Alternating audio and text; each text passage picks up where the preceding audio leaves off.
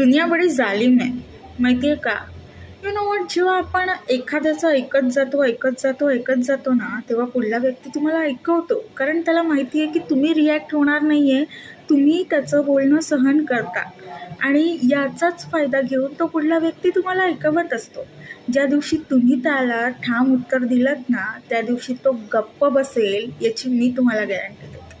प्रत्येक बाबतीत असं होईलच याची गॅरंटी मी देऊ शकत नाही, पण जेव्हा तुम्ही ठामपणे तुमचं उत्तर किंवा ठामपणे तुमचं म्हणणं एखाद्यापुढे मांडता ना, तेव्हा पुढच्याला गप्प बसायला तुम्ही भाग पाडत असता, कारण तुम्ही खरं बोलत असता.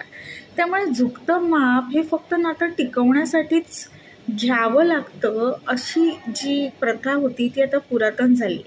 काय असतं ना, जेव्हा आपण ऐकण्याची क्षमता ठेवतो तेव्हाच आपल्याला पुढचं ऐकवत असतो. जेव्हा पुढच्याला कळेल की तुम्ही उगाचच ऐकून घेत नाही, तेव्हा तो उगाचच तुम्हाला बोलणार नाही. खरं आहे.